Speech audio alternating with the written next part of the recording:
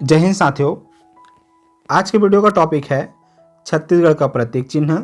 आज हम इस वीडियो में देखेंगे छत्तीसगढ़ के राजकीय पशु, राजकीय पक्षी, राजकीय वृक्ष, राजकीय गीत, राजकीय भाषा, राजकीय वाक्य और साथ ही साथ ये भी देखेंगे कि छत्तीसगढ़ की आकृति कैसी है, विगत वर्षों में कौन कौन से प्रश्न पूछे गए हैं और कौन कौन से संभावित प्रश्न पूछे जा सकते। सबसे पहले अगर हम छत्तीसगढ़ के लोगों की बात करें तो छत्तीसगढ़ के लोगों के किनारे 36 किले बने हुए हैं। ये 36 किले हरा रंग के बने हुए हैं और ये क्या दर्शाते हैं? तो यह दर्शाते हैं छत्तीसगढ़ के बीच सुरक्षित राज्य की समृद्धि और वन संपदा एवं नैसर्गिक सुंदरता का प्रतीक है। ये जो आप वृत्ताकार परिधियाँ देख रहे हैं, ये राज्य की विकास की निरंतरता का प्रतीक है। और अगर हम सुनहरी बालियों को देखें, ये जो आप धान की बालियां देख पा रहे हैं, ये कृषि प्रधान राज्य का प्रतीक है। और ये जो किनारे किनारे जो आप देख पा रहे हैं, ये विद्युत संकेत ऊर्जा राज्य का प्रतीक है। बीच में अशोक स्तंभ का चित्र दर्शाया गया है और उसके नीचे सत्यमेव जयते लिखा हुआ है। आदर्श वाक्य सत्यमेव जयते अर्थात सत्य की विजय होती है के साथ भारत के राज्य सम प्रतीक का प्रदर्शन के संबंध में है। उसके साथ ही आप नीचे जब देखेंगे तो यहाँ 3 लहराती रेखाएं हैं। ये हमारे जल संसाधन नदियों का प्रतीक है व तिरंगे के 3 रंग छत्तीसगढ़ के राष्ट्र के प्रति एकजुटता का प्रतीक है। अब हम अगले स्लाइड में देखेंगे कि कौन कौन से चिन्ह कौन कौन से रंग से बने हुए हैं। छत्तीसगढ़ का राजकीय चिन्ह की पृष्ठभूमि की अगर हम बात करें तो पृष्ठभूमि सफ़ेद रंग से बने हुए हैं। 36 जो किले हैं, मैंने पहले भी बताया कि हरे रंग के हैं। वृत्ताकार परिधि हरा रंग का है। ये जो आप धान की बालियां देख रहे हैं, ये सुना ऊर्जा चिन्ह, इसको इम्पॉर्टेंट रखेंगे। ये कई बार प्रश्न में पूछे जा चुके हैं। तो ये जो ऊर्जा चिन्ह हैं, ये नीले कलर की होती हैं। इसको याद रखेंगे कि ऊर्जा चिन्ह कौन से रंग की होती है? नीला रंग की होती है। सारनाथ स्तंभ आप आसानी से देख पा रहे हैं, ये लाल रंग की है। 3 लहराती राष्ट्र ध्वज की 3 रेखाएं हैं, केसरिया, सफ़ेद और हरा। तो इस तरीके से हमने देखा छत्तीसगढ़ के राजकीय चिन्ह। अब बात करते हैं राज्य का राजकीय पक्षी। तो राजकीय पक्षी है बस्तर की पहाड़ी मैना। घोषणा कब की गई थी? तो 4 जुलाई 2001 को। वैज्ञानिक नाम है ग्रेकुला रेलिजियोसा पेनिनसेलरिस। यह प्रश्न CGPSC ARO APO 2014 में पूछा जा चुका है। संरक्षण कांकेर घाटी राष्ट्रीय उद्यान में संरक्षण किया जा रहा है। बस्तर पहाड़ी मैना का संरक्षण और मुख्य वितरण की अगर हम बात करें तो यह दंतेवाड़ा, बीजापुर, नारायणपुर, कोंडागांव, जगदलपुर, कांकेर घाटी, गुप्तेश्वर, तिरिया, कुंचा आदि वन क्षेत्र में पाए जाते हैं। मैना के बारे में स्थानीय स्तर की जानकारियां का संकलन किया जा रहा है। साथ ही साथ कार्यशालाओं का आयोजन किया जा रहा है। मैना से संबंधित साहित्य का वितरण किया जा रहा है ताकि लोगों में पहाड़ी मैना के बारे में जानकारी होती रहे।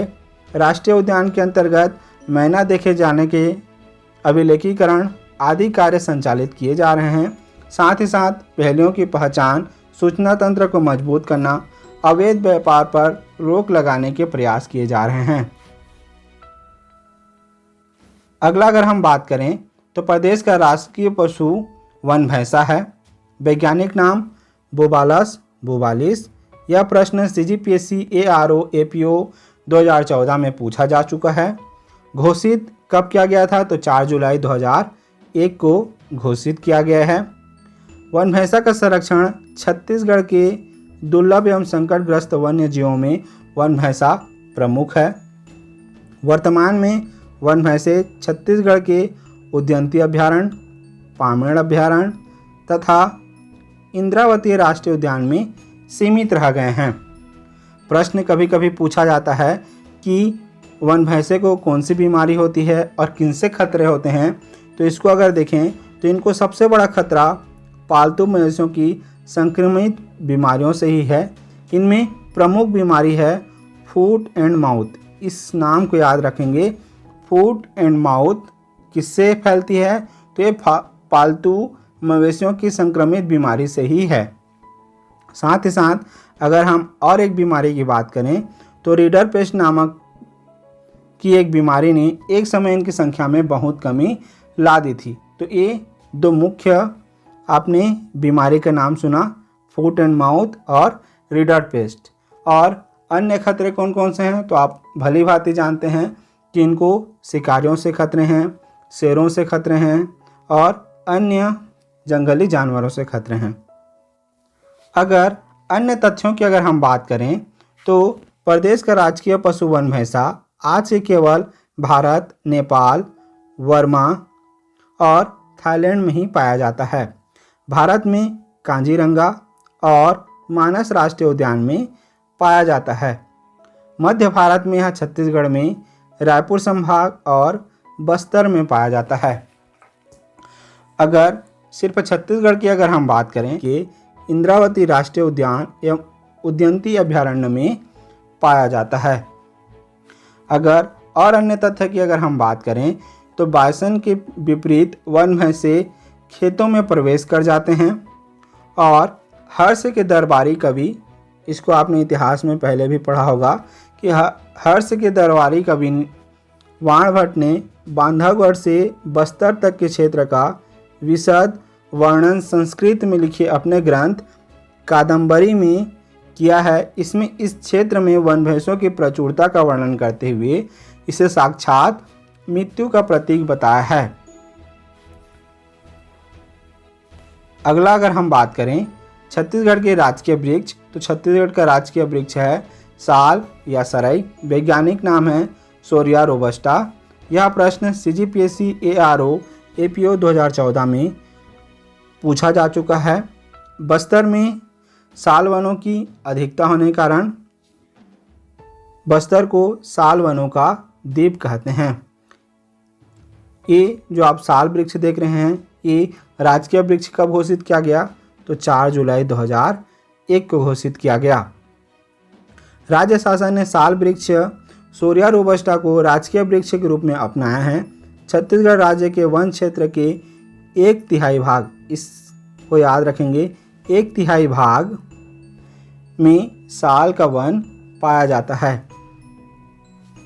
छत्तीसगढ़ में सबसे अधिक साल वन बस्तर जिले में पाए जाते हैं। इस कारण बस्तर जिले को साल वनों का द्वीप कहा जाता है। साल वृक्षों की ऊंचाई 12 से 30 मीटर तक की होती है। इस वृक्ष की लकड़ी को इमारती लकड़ी के रूप में उपयोग किया जाता है। अगर हम बात करें तो 4 जुलाई 2001 को ही छत्तीसगढ़ को हर्बल स्टेट घोषित किया गया है। और हर्बल स्टेट कौन से राज्य को घोषित करते हैं? जहां पे अधिकाधिक वन औषधि पाए जाते हैं। हमारे छत्तीसगढ़ में बहुत ही दुर्लभ प्रकार की वन औषधि पाई जाती हैं, इसलिए छत्तीसगढ़ को हर्बल स्टेट घोषित किया गया है। और घोषित कब किया गया? 4 जुलाई 2001 को। अब बात करते हैं छत्तीसगढ़ का राजकीय गीत। तो अभी हाल ही में छत्तीसगढ़ का राजकीय गीत घोषित किया गया जिसका नाम है अरपा पैरी के धार, जिसके कवि हैं नरेंद्र देव वर्मा। अरपा पैरी की धार महानदी है अपार। इसकी घोषणा कब की गई? तो हमारे माननीय मुख्यमंत्री जी श्री भूपेश बघेल जी ने दिनांक 3/11/2019 को साइंस कॉलेज मैदान में आयोजित राज्योत्सव 2019, और उस राज्योत्सव में थीम क्या था? नरवा, गरवा, घुरवा और बाड़ी के संरक्षण व संवर्धन के मन से इस राज्य गीत को प्रदेश का राज्य गीत घोषित किया गया। अगर हम डॉक्टर नरेंद्र देव वर्मा के बारे में और विस्तृत से अगर जानना चाहें तो आप इसे आसानी से इसका स्क्रीनशॉट लेकर आप जान सकते हैं। क्या क्या जान सकते हैं? तो इनके जीवनी के बारे में, उनका विशेष क्या क्या थे, उन्होंने कौन कौन से गीत लिखे, गज़ल क्या हैं, रचनाएं क्या हैं, उनके हिंदी अनुवाद रचनाएं कौन कौन से हैं और उनके पूरे जीवन काल में उनको क्या क्या ख्याति प्राप्त हुई हैं।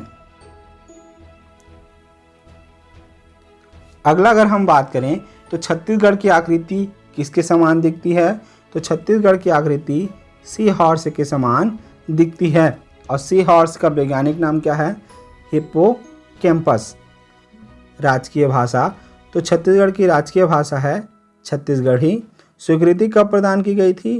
तो 28 नवंबर 2007 को, जिसके कारण राज्य शासन द्वारा प्रति वर्ष 28 नवंबर को छत्तीसगढ़ी राजभाषा दिवस मनाया जाता है।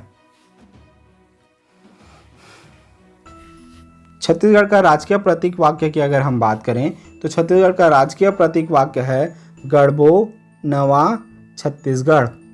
अगर इसी के साथ अगर हम देखें भारत का प्रतीक वाक्य क्या है, तो भारत का प्रतीक वाक्य है इनक्रेडिबल इंडिया, अतुल्य भारत। आज के वीडियो में बस इतना ही। जय हिंद, जय भारत, जय छत्तीसगढ़।